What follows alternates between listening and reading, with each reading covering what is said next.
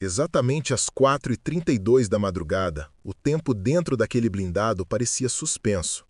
Do lado de fora, as vielas do Complexo do Alemão no Rio de Janeiro ainda dormiam sob o manto úmido de uma quarta-feira. Mas ali dentro, no ventre de aço do caveirão, o ar era elétrico, uma mistura sufocante de diesel, do cheiro frio de metal e da ansiedade silenciosa de 12 homens do Batalhão de Operações Policiais Especiais. Para mim, aquela era apenas mais uma madrugada de trabalho. Meu nome é Bruno Siqueira, cabo do BOPE, 34 anos de idade, e a minha fé sempre esteve depositada no peso do meu fuzil e na solidez do meu treinamento. O pragmatismo é a religião das ruas. Mas naquela manhã, algo estava fora do lugar. Pressionando meu peito, por dentro do colete tático, havia um incômodo. Um objeto pequeno, duro, que não pertencia àquele arsenal de guerra. Era um pedaço de pão, velho, duro como pedra, do tamanho de uma moeda de R$1. Minha mãe, Dona Lúcia, tinha enfiado no meu bolso antes de eu sair de casa, com aquela insistência que só as mães têm. É pão bento de Santo Antônio, meu filho, ela disse, os olhos cheios de uma certeza que eu não compartilhava. Hoje começa a trezena dele, leva, proteção nunca é demais. Eu peguei por respeito, para acabar com a discussão. Guardei como quem guarda um amuleto inútil, um placebo para acalmar o coração de uma mãe aflita. Mal sabia eu que em menos de 90 minutos eu estaria de joelhos, e não seria diante de um traficante do Comando Vermelho. Seria por um motivo que faria o aço do meu fuzil parecer frágil e minhas certezas, pó. A operação começou tensa, como sempre. Avançávamos a pé, uma coreografia mortal num labirinto de becos onde a vida e a morte moram na mesma viela. O objetivo era um ponto de distribuição de drogas, mas o verdadeiro inimigo era o território.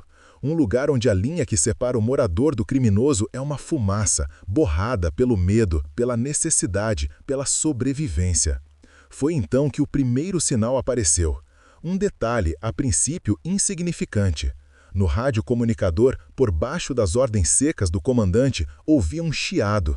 Não era estática comum, era rítmico, quase melódico, uma interferência estranha que durou uns 5 segundos e sumiu. Ninguém mais pareceu notar. Descartei como falha de equipamento. A mente tática não tem tempo para mistérios. Seguimos em frente. Poucos minutos depois, ao virar uma esquina estreita, a lanterna acoplada no meu fuzil varreu um muro de tijolos aparentes. Por uma fração de segundo, a luz revelou um desenho infantil, feito com giz branco. Era uma figura tosca, de palitinhos, segurando algo que se parecia com uma flor de haste longa. Um lírio. Meu cérebro registrou a imagem e a arquivou na pasta de coisas irrelevantes. Crianças desenham em muros. Era só isso. Mas a imagem ficou ali, flutuando no canto da minha mente. Naquele momento, eu ainda acreditava que o perigo daquela manhã viria do cano de um AK-47. Eu estava errado. A ameaça não usava farda nem colete, usava a dor como armadura. A menos de 100 metros de onde estávamos, numa pequena igreja de porta de aço, um homem chamado Elias, de 58 anos, ouvia o som abafado da nossa aproximação. Elias era um pregador evangélico, um homem cuja fé havia sido torcida pela tragédia. 5 anos antes, numa operação parecida com a nossa, seu único filho, um garoto de 16 anos, foi atingido por uma bala perdida. Desde então, o luto de Elias se transformou em algo mais sombrio. Um ódio silencioso, corrosivo, que envenenava seus sermões e sua alma. Para ele, a polícia não era a lei. Éramos a encarnação da dor, o uniforme que vestia o diabo que levou seu menino. Sua Bíblia ainda estava sobre o púlpito, mas a palavra que queimava em seu coração naquela madrugada não era de perdão, era de vingança. E ele, nem eu, que nossos caminhos estavam prestes a se cruzar de uma forma que desafiaria o céu e o inferno. O palco para o confronto já estava montado, só faltava o gatilho ser puxado. E o gatilho foi puxado. Não por nós, nem por Elias, mas pelo destino, pelo acaso, por um sentinela do tráfico que nos viu antes de ser visto. O som de um fuzil rasgando o silêncio da madrugada é inconfundível. É um som que não pede licença, que rasga o ar e a paz. Em 1 segundo, a viela se transformou num inferno de som e fúria. O protocolo assumiu o controle do meu corpo. Buscar abrigo, identificar o alvo, responder ao fogo. O mundo se reduziu a clarões de pólvora, ao zumbido de projéteis passando perto demais e ao cheiro metálico de sangue no ar, mesmo que ainda não fosse o meu. Foi numa troca de posição, correndo agachado de uma mureta para um poste, que a realidade me acertou. Uma dor aguda, queimando, explodiu na minha coxa direita. Olhei para baixo e vi a mancha escura se espalhando rapidamente pela calça tática. Fui atingido. O treinamento te ensina a ignorar a dor, a continuar funcionando. Mas o corpo tem suas próprias regras. Minha perna cedeu. Na confusão, no caos de gritos e disparos, me arrastei para a primeira abertura que vi, um corredor estreito entre dois barracos. Um beco. Um erro tático primário, mas na hora era a única salvação. O corredor era um túnel de tijolos e umidade, terminando num muro alto, sem saída. O cheiro era uma mistura podre de esgoto a céu aberto e lixo acumulado. O som do tiroteio agora parecia mais distante, abafado pelas paredes. Tentei acionar o rádio no meu ombro. Cabo Siqueira na escuta, preciso de apoio, fui atingido. A resposta foi apenas o chiado seco da estática. Nada. Eu estava sozinho, ferido e encurralado. A adrenalina que me manteve de pé começou a baixar, dando lugar a uma sensação gelada de vulnerabilidade que eu não sentia há anos. Foi quando uma sombra bloqueou a entrada do beco. Era ele, Elias, o pregador. Ele não se movia como um combatente. Seus passos eram pesados, arrastados, como os de um homem carregando o peso do mundo. Nas suas mãos não havia uma arma de fogo, havia uma marreta. Daquelas de obra, com o cabo de madeira gasto e a cabeça de metal manchada de ferrugem e cimento seco. Seus olhos encontraram os meus, e eu vi a ausência de tudo. Não havia medo, não havia hesitação, havia apenas um deserto, um vazio preenchido por 5 anos de dor. Ele não estava vendo Bruno Siqueira, o homem. Ele via o uniforme, a farda, o símbolo vivo do pesadelo que roubou seu filho. Ele ergueu a marreta. Um grito saiu de sua garganta, mas não era um grito de guerra, era um lamento, um uivo de dor pura, o som de uma alma se partindo. E ele avançou. Meu instinto gritou para levantar o fuzil, mas meu corpo não respondeu a tempo. O primeiro golpe me atingiu em cheio no peito. A placa de cerâmica do colete absorveu o impacto, mas a força me jogou contra a parede e arrancou todo o ar dos meus pulmões. O mundo ficou preto por um instante. Antes que eu pudesse recuperar o fôlego, o segundo golpe veio, de cima para baixo. Desviei a cabeça por puro reflexo. A marreta bateu de raspão no meu capacete, com um estrondo metálico que ecoou dentro do meu crânio. Fiquei atordoado, o ouvido zumbindo, e caí de lado no chão imundo. Eu estava no chão, a visão turva, o gosto de sangue na boca. Olhei para cima. Elias estava sobre mim, a silhueta escura contra a luz fraca da madrugada. Ele ergueu a marreta com as 2 mãos, o rosto transfigurado, os músculos do braço tensos para o golpe final, aquele que esmagaria meu crânio. Eu fechei os olhos. Acabou, era isso. Me perdoa, mãe. Foi o único pensamento que tive. E então, aconteceu. A primeira coisa que notei foi o som. O tiroteio lá fora, que era a trilha sonora da minha morte, subitamente se tornou um zumbido baixo, distante, como se eu estivesse no fundo de uma piscina. O beco foi envolvido por um silêncio denso, sobrenatural. Abri os olhos. Elias ainda estava lá, com a marreta erguida, mas ele estava paralisado, congelado. Foi quando o cheiro veio. O odor fétido de esgoto e pólvora simplesmente desapareceu. Em seu lugar, um aroma impossível preencheu o ar. Um cheiro quente, doce, inconfundível. Cheiro de pão. Pão fresco, recém-saído do forno. Era tão real, tão intenso, que por um segundo pensei que estava delirando, que meu cérebro estava inventando uma última memória confortável antes do fim. Era o cheiro da cozinha da minha mãe nas manhãs de domingo. Mas Elias também sentiu. Eu vi em seu rosto. A fúria em seus olhos se desfez, substituída por uma confusão absoluta. Seus olhos se arregalaram, fixos, não em mim, mas no meu peito. Ele olhava para o meu colete como se visse algo que eu não podia ver. Sua boca se abriu, mas nenhum som saiu. Ele começou a tremer. Foi então que eu entendi que aquilo não era uma alucinação. Estava acontecendo de verdade. Se essa jornada pela fronteira do impossível ressoa com você, inscreva-se agora, porque o que aconteceu em seguida desafia qualquer explicação. A marreta, pesada e mortal, escorregou de suas mãos. O som do metal batendo no chão de cimento quebrou o silêncio encantado. O baque foi surdo, final. Elias não olhou para a arma caída. Seus olhos ainda estavam cravados no meu peito, no ponto exato, onde, por baixo de camadas de tecido tático e placas de cerâmica, estava aquele pedaço de pão duro que minha mãe me fez carregar. O ódio que o movia havia se esgotado, substituído por um choque reverente, um pavor sagrado. Ele olhava para mim como se eu fosse um fantasma, um anjo ou um demônio.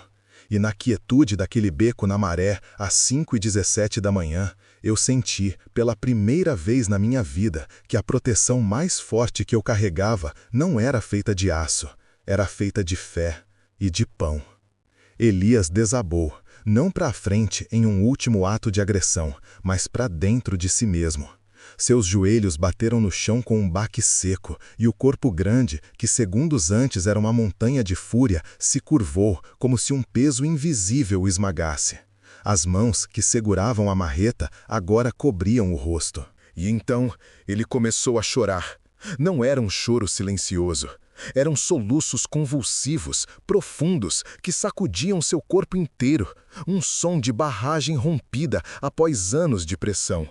Entre os soluços, palavras começaram a vazar, desconexas, dirigidas não a mim, mas a um fantasma naquele beco. Meu filho, me perdoa, meu filho. O ódio. Deus, me perdoa. Ele falava do menino, da bala, da dor que o consumia vivo há exatos 5 anos e 3 meses. Naquele momento, eu não era um policial e ele não era um agressor. Éramos apenas 2 homens quebrados num beco sujo, um sangrando pela perna, o outro pela alma. O som do tiroteio lá fora recomeçou, mas parecia distante, de outro mundo. Foi esse som que trouxe meus colegas até mim. 2 sombras táticas surgiram na entrada do beco, fuzis em prontidão. A cena que encontraram deve ter sido incompreensível. Eu ferido encostado na parede, e o homem que deveria ser meu algoz, ajoelhado aos meus pés, desarmado e em prantos. A reação deles foi puro treinamento. Mão na cabeça, vagabundo, deita no chão, porra. A violência controlada, a linguagem de dominação que usamos para sobreviver. Um deles avançou para chutar Elias, para imobilizá-lo com a brutalidade necessária que a situação parecia exigir. Foi quando minha voz voltou, rouca, fraca. Para! Eles pararam, me olhando com a confusão estampada por baixo dos capacetes. Deixa ele, eu disse, um pouco mais firme. Acabou. A guerra dele acabou. O silêncio que se seguiu foi mais pesado que qualquer tiroteio. Eles me ajudaram a levantar, a estancar o sangue, mas seus olhos não saíam de Elias, que continuava a chorar baixinho, um gigante derrotado não pela força, mas por algo que ninguém ali entendia. Aquele ato de misericórdia, de impedir a violência protocolar, foi a primeira vez que o milagre transbordou do beco para o mundo real, e as coisas nunca mais seriam as mesmas. A história, claro, vazou. Dentro do batalhão virou lenda uibana em menos de 24 horas. Síndrome de Estocolmo relâmpago, diziam alguns. Delírio de combate, diagnosticaram outros. A versão oficial era que eu, mesmo ferido, consegui desarmar e subjugar o agressor, que teve um colapso nervoso. Era mais fácil, mais lógico. Mas a verdade tem um jeito teimoso de deixar rastros. Foi aí que ela entrou na história. Raquel Menezes, repórter investigativa do jornal O Dia. Cabelo preso num coque apertado, olhar que parecia enxergar através de mentiras. Raquel era o tipo de jornalista que farejava uma boa história como um tubarão fareja sangue. E a história de um policial do BOPE poupando seu agressor no meio de uma operação na maré cheirava algo muito mais complexo do que a versão oficial. Ela queria o furo, a verdade por trás do que parecia ser uma falha de procedimento. Ela esperava desmascarar uma mentira. Encontrou algo que abalou suas próprias certezas. Raquel começou pelos meus colegas. Entrevistou um a um os homens que estavam na operação. A maioria se apegou à versão oficial, mas 2 deles, sob a promessa de anonimato, confessaram algo estranho. Confirmaram o chiado rítmico no rádio, a interferência melódica que eu também tinha ouvido segundos antes de tudo acontecer. Era a primeira peça que não se encaixava na narrativa lógica. Depois, ela fez o que bons repórteres fazem, foi para a comunidade. Conversou com os moradores das casas ao redor daquele beco. E foi ali que a história deu uma guinada para o inexplicável. 3 famílias diferentes, que não se conheciam, trancadas em suas casas no auge do tiroteio, relataram a mesma coisa. No meio do barulho de guerra, um cheiro forte, impossível, invadiu suas casas. Um cheiro de padaria, foi como uma senhora de 67 anos descreveu. Cheiro de pão quente, de madrugada, coisa de doido. A validação sensorial vinda de testemunhas independentes era a segunda peça do quebra-cabeça. Se essa busca por respostas te conecta de alguma forma, inscreva-se agora, porque a prova final que ela encontrou é a mais desconcertante de todas. A validação final veio da fonte mais improvável, o próprio Elias. Raquel conseguiu uma entrevista com ele na pequena igreja, uma semana depois do ocorrido. A gravação dessa conversa nunca foi publicada na íntegra, mas eu tive acesso a trechos. A voz de Elias era calma, serena. Ele não descreveu o que aconteceu como uma metáfora ou uma visão. Ele falou de uma experiência física, real. Eu ia matar aquele homem, ele disse a ela, a voz firme. O demônio do ódio estava no meu braço, pronto para esmagar. E então veio a luz. Não era uma luz forte de cegar. Era uma luz morna, dourada, que saía do peito dele. E o cheiro de pão.